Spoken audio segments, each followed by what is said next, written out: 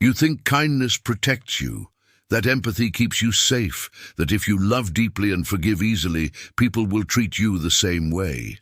But narcissists see kindness differently.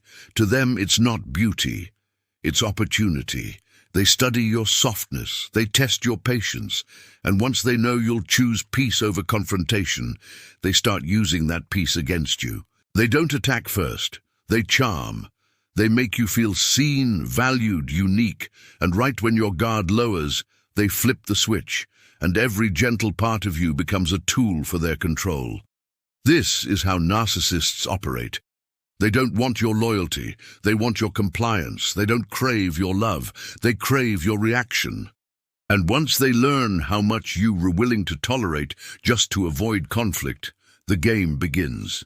In the next few minutes, you'll understand the psychology behind this trap, how they twist your goodness into guilt, and how to take your power back without losing your heart, because your kindness isn't the problem, it's just been aimed at the wrong people. You've met them before, the person who makes you feel like you were never doing enough, no matter how much you give. You help, you listen, you forgive, and somehow you still end up feeling guilty. At first, they seem perfect. They notice you, compliment you, call you different. They tell you you're the only one who truly understands them. It feels special, almost sacred. But slowly, the tone changes. Your boundaries become attitude. Your silence becomes distance. Your self-care becomes selfishness. They start testing your limits in small ways. They cancel plans last minute, and you let it go.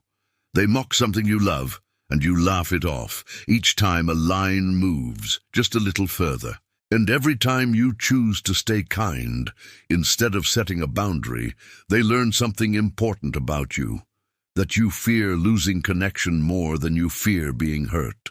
That's the moment your kindness becomes weakness, not because of who you are, but because of how they have trained you to protect their comfort instead of your own. But how do they do it so precisely? What mental switches do they flip to make goodness feel like guilt? That's what we'll uncover next. To understand their method, you have to see how a narcissist reads kindness, not as love, but as leverage. They know empathy makes you predictable, and predictability makes you controllable. 1. The idealization phase, emotional hooking. In the beginning, they flood you with admiration. They mirror your values, your dreams, your language. You feel seen, understood, almost connected on a soul level. That's not love, that's data collection. They're studying your triggers, your morals, your thresholds. They learn exactly what makes you open up and what makes you afraid of losing someone. Then, when they have enough information, the real game begins. 2. The devaluation phase, guilt conditioning. Now they start withdrawing affection. They act colder, distant, irritated by things that never bothered them before. You start asking, what did I do? That question is the goal, because once you start blaming yourself for their moods, they own your emotional state. You begin trying harder, more kindness, more patience, more silence, and they reward you just enough to keep you hooked. 3. The projection phase, the mirror attack. When you finally express pain, they accuse you of being selfish, dramatic, ungrateful. They project their own flaws onto you until you start defending yourself instead of recognizing the truth. Now you're trapped, trying to prove your intentions instead of seeing their manipulation. That's how narcissists weaponize kindness. They don't destroy your empathy, they redirect it. They make you protect them from the consequences of their own behavior, and by the time you realize what's happening, your compassion has already been turned into a leash. Here's the truth no one tells you. Narcissists don't steal your kindness. They make you use it against yourself. They convince you that compassion means endurance, that love means tolerance, that forgiveness means forgetting. And because you value peace, you start making deals with your own discomfort. They say, you're too emotional. You try to be calmer. They say, you're too distant. You try to be closer. Every accusation becomes a command, and every adjustment you make teaches them how to keep you quiet. What they actually fear isn't confrontation, it's accountability. That's why they target kind people, because kindness seeks understanding, not conflict. And in the hands of a narcissist, that instinct becomes a weapon. But listen carefully. There's nothing wrong with your empathy. It's not the weakness they made you believe it is. The weakness lies in believing that love means absorbing harm. You were never too nice. You were conditioned to see boundaries as cruelty. You were trained to mistake exhaustion for loyalty.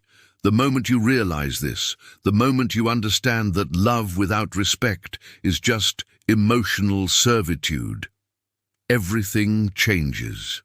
Because once you see that your kindness has been rewritten to serve someone else's ego, you stop apologizing for protecting it. You stop explaining your limits. And you finally stop mistaking peace for silence.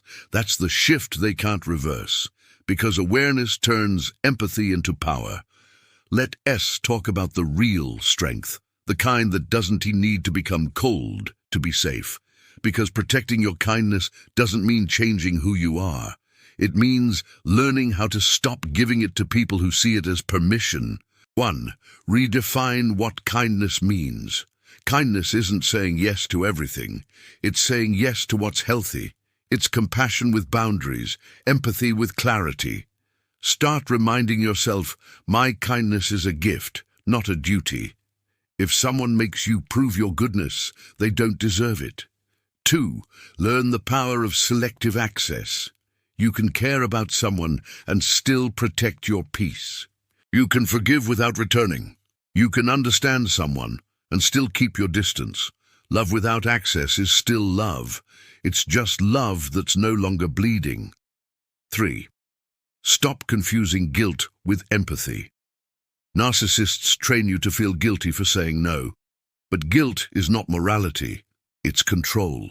Every time you feel guilty for protecting yourself, pause and ask, am I being unfair or am I just not obeying? That single question will set you free more than any apology ever will. 4. Be kind, but not available to chaos. You don't have to match their energy, you just have to stop feeding it. Your silence, when grounded in self-respect, becomes louder than any explanation. And your calm, when chosen instead of forced, becomes strength they can't manipulate. Because real kindness isn't about being soft, it's about being clear. And clarity to a narcissist feels like resistance. You don't need to stop being kind, you just need to stop letting people weaponize it. Kindness isn't weakness, it's energy, and energy deserves direction. Every time you choose peace without self-betrayal, you're healing the part of you that once believed love meant sacrifice. Every time you stay calm without becoming silent, you're teaching your nervous system that safety can exist without submission. The narcissist never owned your heart. They only borrowed your compassion until you remembered it was yours. And now you remember. So keep your empathy, keep your softness, but protect it with fire. Because when your kindness meets boundaries, it becomes power. And when your peace no longer depends on anyone else's approval, that's when you stop being their supply and start being their lesson.